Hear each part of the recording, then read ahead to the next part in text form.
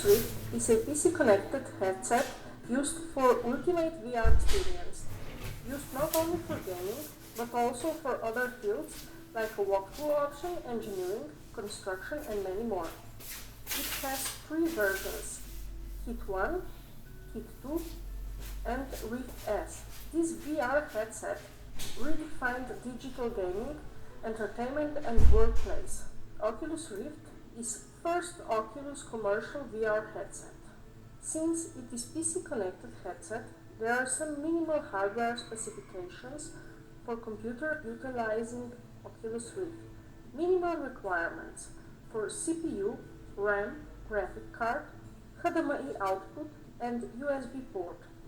It only supports 64-bit version of Microsoft Windows or later. It has a low per eye resolution and also low horizontal field of view. The headset uses outside-in tracking, which requires external base station for full tracking capabilities. The package includes 2 sensors, which we place in front of the user for tracking their movements. It is the first device to be released with Oculus Touch controllers. Each device has 2 controllers, right and left, with capacitive face buttons, joystick, touchpad, index trigger, and middle finger trigger. It also has a partial finger and thumb tracking via capacitive sensors. For controllers to work, you need 2 AA batteries. Headset has integrated stereo headphones, which give additional sphere to the VR experience. It is made out of plastic and the inside is covered with foam facial interface, which is not very comfortable, and with time it does wear out. How to set up glasses? Visit the Oculus webpage and download the software, which takes a few minutes. After that, you will be guided to the setup. Oculus Rift headset has USB and HDMI cables, which we can plug into our computer. USB needs to be plugged into the 3.0 port. After that, we plug in our sensors so we can define the playing area.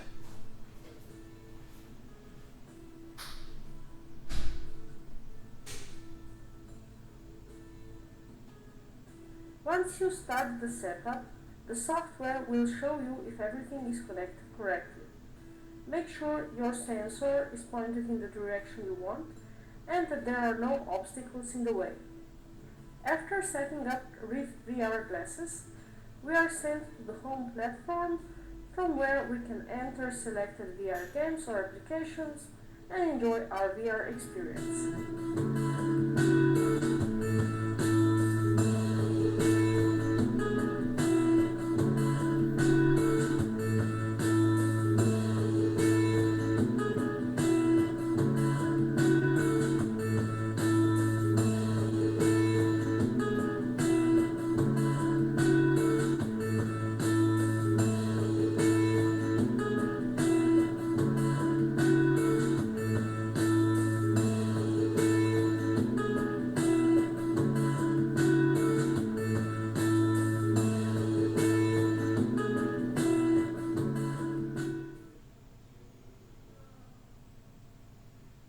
My name is Professor Florian Hummel. I'm Vice Rector at IU.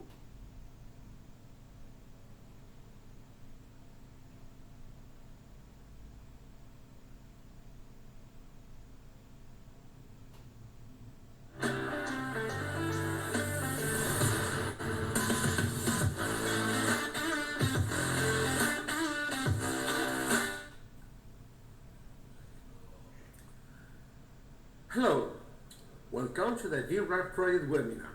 The VRAR project, Learn and Work Easy in Virtual and Augmented Reality, works to support the career guidance of people who have lost their jobs or want to change their professional field, allowing them to embark on the world of modern technologies entering all fields of activity. The main project goal is to develop a short training program in the field of virtual and augmented reality. This will be implemented through a guideline methodology for job seekers and entrepreneurs in the field of virtual and augmented reality, and a handbook and videos with instructions for working with equipment used by professionals in the industry.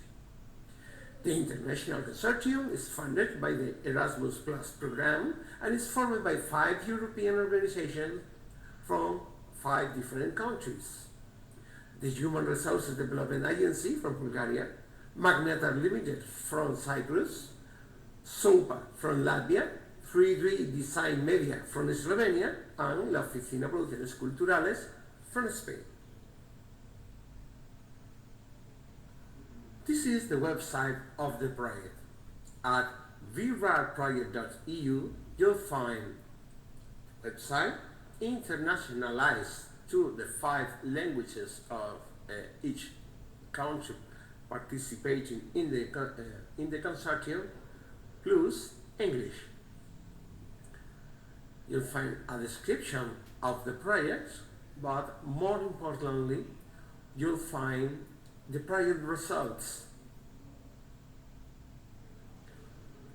As explained, we have 3 kinds of project results: the methodological framework to find a job or to upgrade your job, a handbook for starting to work with virtual reality and augmented reality technologies, and a set of training video tutorials.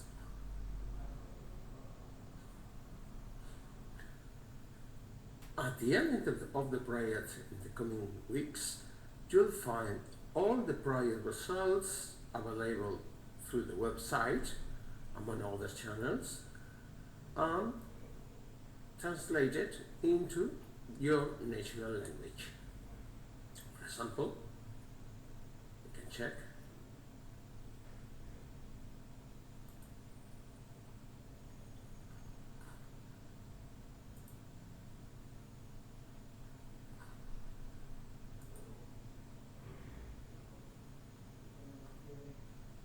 And you'll find the video tutorials subtitled to your local language too. Please don't hesitate to check the contents as soon as they are published, and we really hope you'll find useful.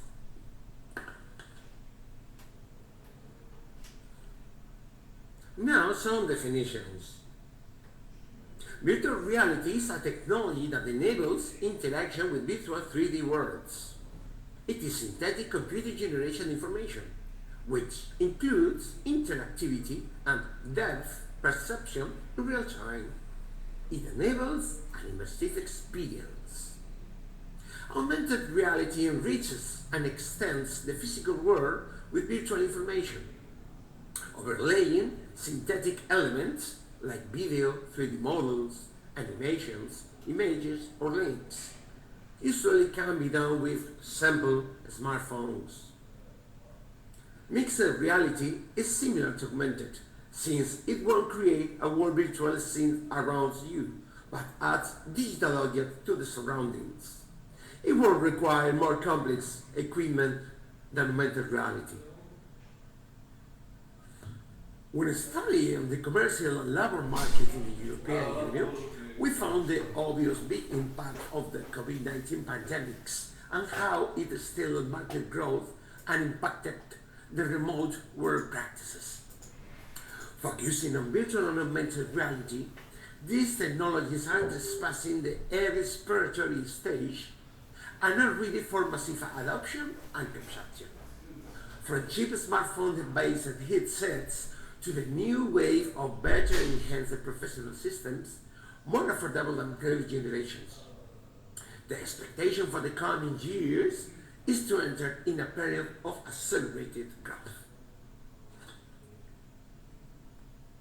What applications virtual and augmented reality have? Let's see some examples. In the engineering and manufacturing industry, there is a long tradition working with 3D design and simulation tools. So, getting into virtual and augmented reality is the natural step. This is more important than ever considering the wide adoption of the digital twin industrial concept. In architecture, real estate, and construction, the case is very similar too. Now, from CAD designs, virtual buildings can be created and visited by potential customers or designers exploring their creations looking for enhancement. In the education and culture land, thanks to virtual reality, people can visit remote, distant, or inaccessible places, monuments, or natural spots. With cheap devices, excellent educational experiences can be created. In the medical field, there are developments for better medical training and surgery. There are also therapy applications for chronic pain patients, PTSD syndrome, etc. New forms of expressions are being explored in journalism, from three-dimensional representations, typical of news TV shows, to social and humanitarian applications that foster empathy feelings. For the common business, there are products in the market for teamwork growth and communication, virtual meetings, etc. Facebook, now Meta, wants us to believe there is a commercial future in the metaverse too. In art, there is a current exploratory activity. There are great expectations about what artistic creativity could achieve in the near future. In advertising, companies are working in many ways to approach and retain customers, proposing captivating experiences to attract to their products and services. Video games have been the bigger activity of virtual and augmented reality. Has anybody ever heard of Pokemon Go? And this trend will grow, for sure. In the live entertainment sector, there are well-known practices like live events broadcasts with 360 degrees video visits to live events in real time, like music concerts or sport matches.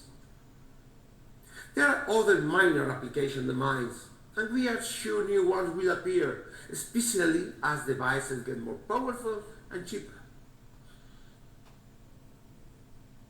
About related professions, well, this is obviously an IT discipline, and the majority of positions are technology intensive, but not all. The most important group is related to software development. Experienced programmers are very requested, especially with C#, Java, or C++ programming languages. And the most popular development environment these days are Unity 3D and Unreal Engine. Also, there is a need for web developers, not only for virtual and augmented reality products, but for the company's web presence. Other software engineering positions are related to quality assurance, systems and product integration, architecture design, etc. Hardware product integration can be relevant too. The second most important position is 3D artist. Creative people experienced with graphic and 3D modeling tools are needed to design objects, scenes, or import 3D-made 3D models from workshops or 3D digitization activities. Less demanded but equally important are positions like sound designers able to develop the realistic hearing immersion, or interface and experience designers with the responsibility to create the more natural and credible interactions with the synthetic objects. Other technical positions very relevant in some projects are 360-degree photographers and videographers, and digitizing technicians able to create digital replicas of real-world objects.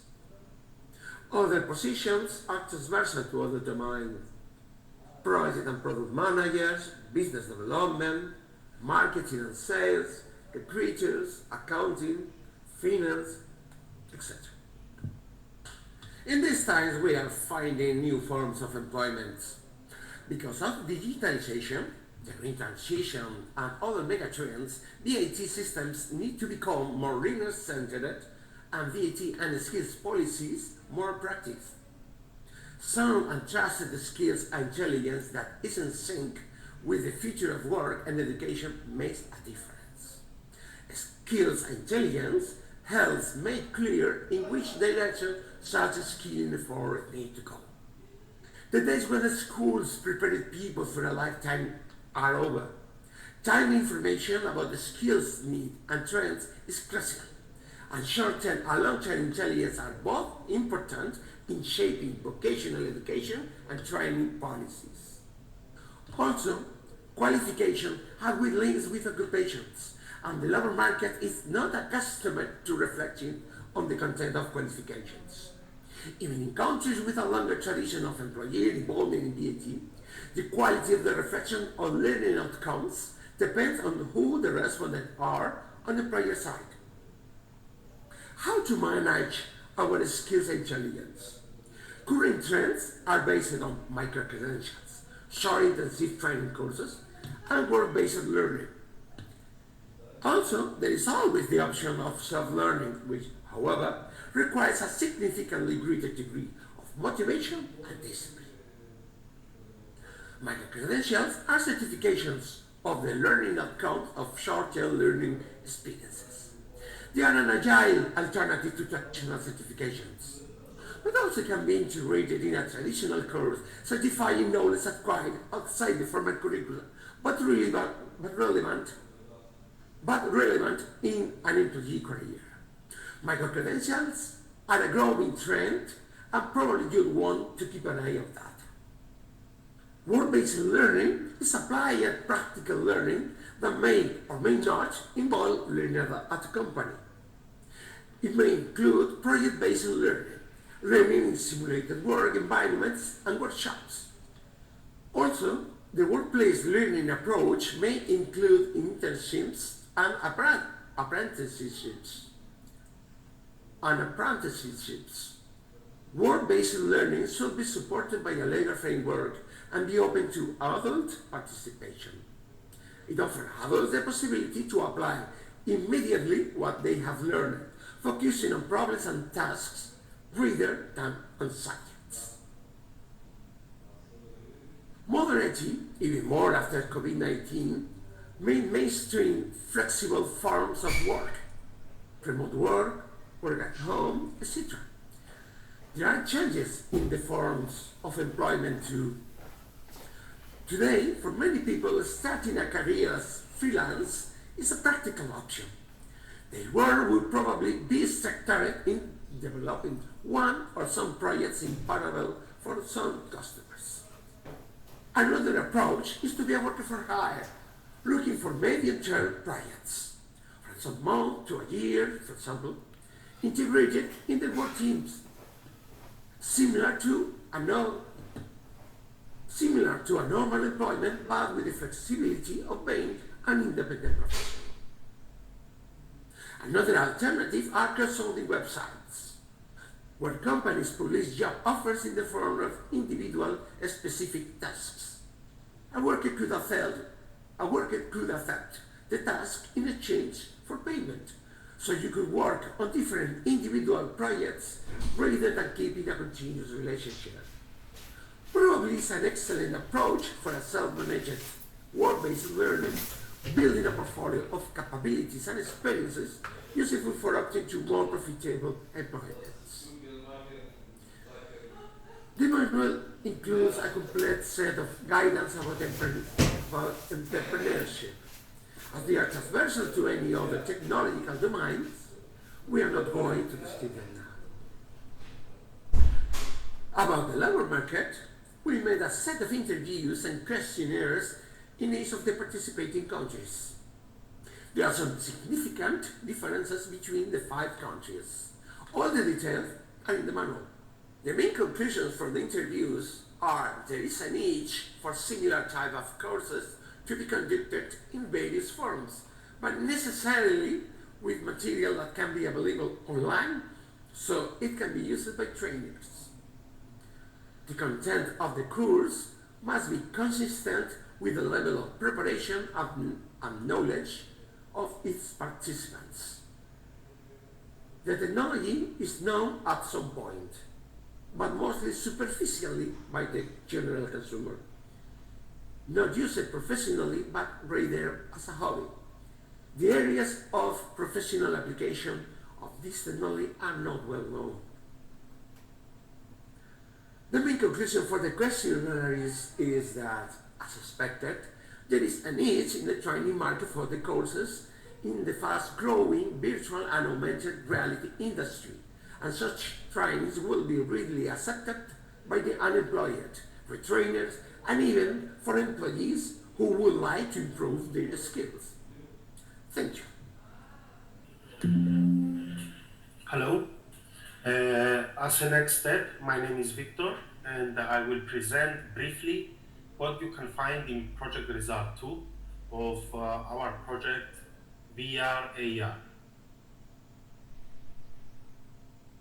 So, with our project, we developed three basic project results. The first one was described by Ismail in the previous presentation. The project result 2 is the handbook for working with VR and AR technologies.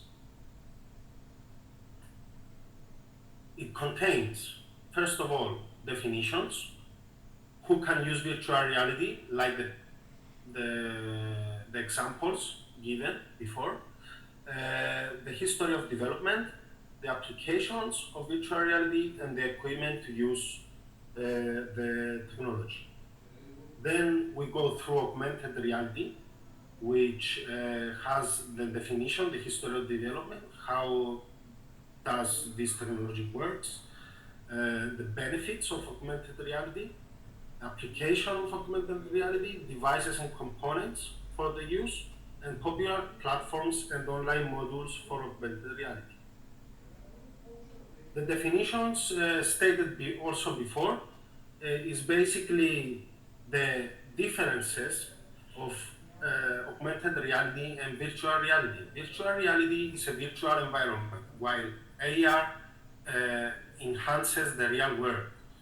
Virtual reality is 75% virtual, and AR is only 25% virtual.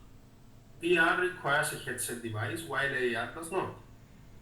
VR users move in a completely functional world, while AR users are in contact with the real world, and which is enhanced. AR requires higher bandwidth than VR, and the AR is intended to enhance the virtual world and the real world. VR replaces the real world.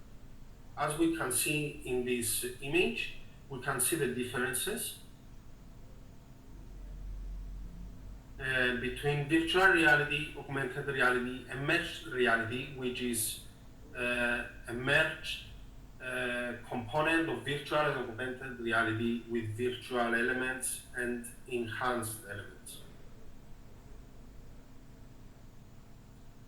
The handbook also contains information on creating the content, which hardware you need to use, which softwares choose, where to get VR and AR content, and best practices of these implementations, and professions, like the presentation before. We can start from acquisition with CAD modeling, laser scanner reconstruction, preparation with data conversion, reduction and enhancement, and visualization with video animation, interactive applications, and virtual mixed reality. As you can see in this photo, we have a very good and a very interesting application in engineering. The handbook also continues with the learning practices of these environmental technologies, because there is a lot to learn and a lot to implement. We take into consideration and develop micro-credentials, which are digital certifications that verify an individual's competence.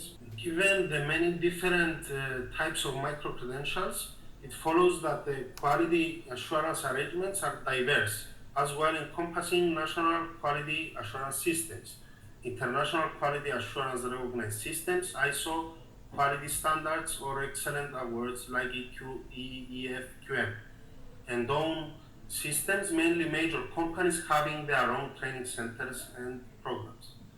Classification of micro-credentials, basically they are classified in skilled credentials that are only for a day, micro-credential modules that contain material for some days, and short learning programs that go through weekly programs. The ecosystem of micro-credentials, basically it's the learners and the earners of the credentials, and the educational product, which includes the construct and the taxonomy and frameworks that are around the teaching. Micro-credential warrants, design warrants is planning for the future, as well as scoping out the immediate opportunity. For this reason, it is essential to consider more than the design of each standalone micro-credential, and to ensure that each credential product can be situated within a framework. How to make micro-credentials step-by-step guide. Micro-credentials are characterized using the following basic principles. Design framework of knowledge, skills, and abilities that have value in the marketplace. Achievement of competences and is supported by verified evidence of learning and communicated using a digital badge that can be displayed by the learner in a number of flexible ways. Also, we incorporate micro-credentials in education. There are two broad applications education leaders may consider for implementation in formal education environments: incorporate micro-credentials within existing curriculum, and create standalone micro-credential offerings. Micro-credential examples can be viewed in the handbook, which is presented at this moment. In the third project result, we created video tutorials, which are in the channel we can see here. And I can share another video for Google.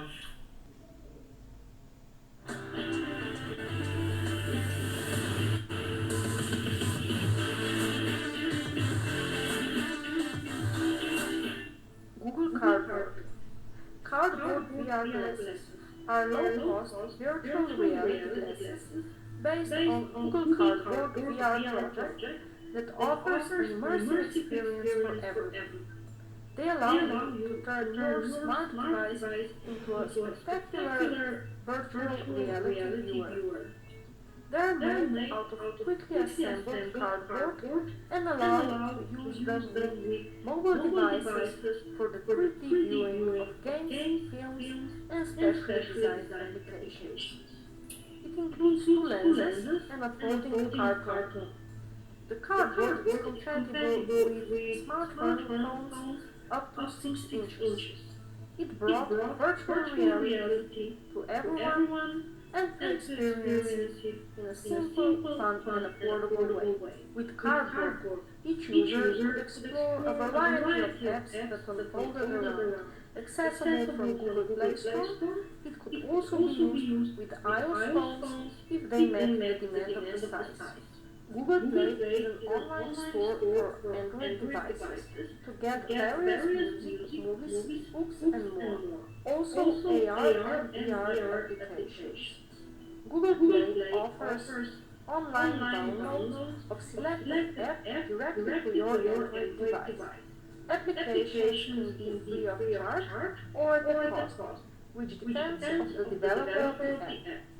Apple Store is an online portal where one can buy applications for iOS devices. Apps with the purpose of purchasing Apple products rather than on the website. Huawei App Gallery is a package manager and application distribution platform, and also Google developed open source Android operating system for Huawei smart devices.